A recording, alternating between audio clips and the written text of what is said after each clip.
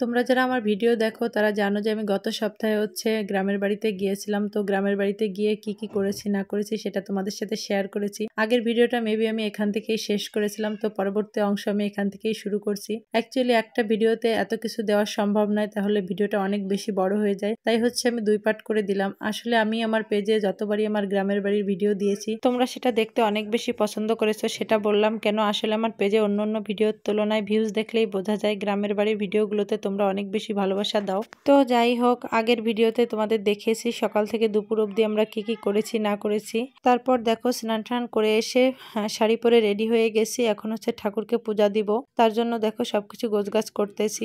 তো ফার্স্টে আমি হচ্ছে মন্দিরটাকে একটু মুছে নিয়েছি, যদিও মা সকালবেলায় মুছে রেখেছে, তারপরেও আমি হচ্ছে আরেকবার একটু মুছে নিলাম। এরপর দেখো ঠাকুরের থালা বাসনগুলো কলপাট থেকে ধুয়ে নিয়ে আসলাম। তো অনেকদিন পর হচ্ছে কল চেপে এভাবে কাজ করলাম, বেশ কিছুদিন এরকমটা করা হয় না। যদিও বা আমার বাপের বাড়িতে হচ্ছে কল আছে, কলেই সবাই কাজ করে, তারপরেও এখন হচ্ছে আমাদের বাড়িতে এখন আর কল চেপে তেমন একটা কাজ করা হয় না, যেহেতু আমার মার হচ্ছে পায়ে ব্যথা। তো ভাই হচ্ছে একটা মোটর লাগিয়ে দিয়েছে, মা হচ্ছে মোটর দিয়ে জল তোলে, এখন আর কল চেপে তেমন একটা কাজ করা হয় না। আর শ্বশুর বাড়িতে হচ্ছে আমাদের বাথরুমে কলের লাইন আছে আর কি, তো সেখান থেকে হচ্ছে আমরা সব কাজবাজ করি, কল চেপে তেমন একটা কাজবাজ করা হয় না। আর দেখো বাবাই সোনা হচ্ছে প্রচুর পরিমাণে ডিস্টার্ব করতেছিল আমাকে পূজার কাজ করাতে। আমি বারবার গোছাচ্ছিলাম আর ও বারবার ফেলে দিচ্ছিল।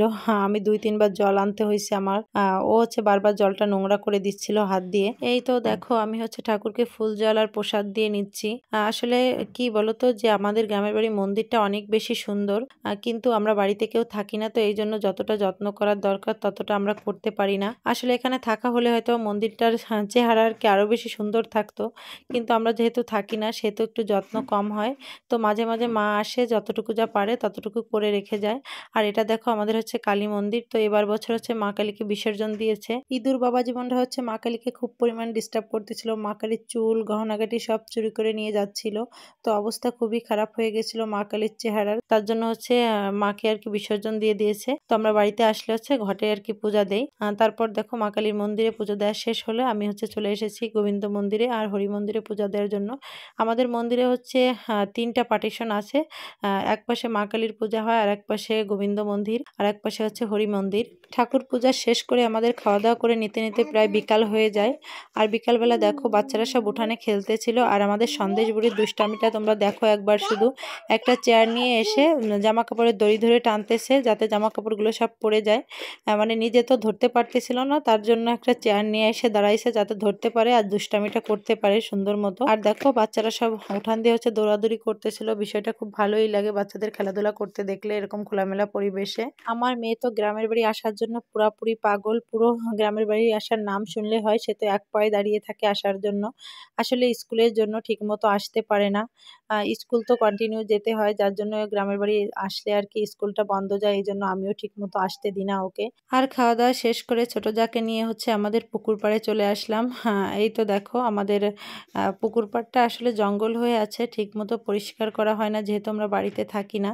তারপরও বিকালবেলা এখানটা আসলে ভালোই লাগে, তো ওকে নিয়ে হচ্ছে এখানে একটু ঘুরতে চলে আসলাম। দেখো আসলে এসেছিলাম হচ্ছে দুজন মিলে 2-1টা ছবি ভিডিও তোলার জন্য, কিন্তু আসলে আসার পরে দেখি সন্ধ্যা নেমে আসছে, তারপর আর ছবি ভিডিও তেমন একটা করা হয়নি। তারপর হচ্ছে আমরা চলে আসলাম বাড়িতে এসে একটু হচ্ছে রেডি হয়ে নিয়েছি সামান্য করে। তারপর দেখো হচ্ছে কাকার বাড়িতে যে কার্তিক পূজা উপলক্ষে হচ্ছে আমরা এসেছি গ্রামের বাড়িতে, তো কাকার বাড়ি চলে গিয়েছি পূজার জন্য। তো ছোট যা আর বড় যা হচ্ছে ওরা হচ্ছে উপবাস থেকেছে, তো আমার যেহেতু বেবি ছোট তার জন্য আমি উপবাসটা থাকিনি, শুধু সিদ্ধ ভাত খেয়েছিলাম।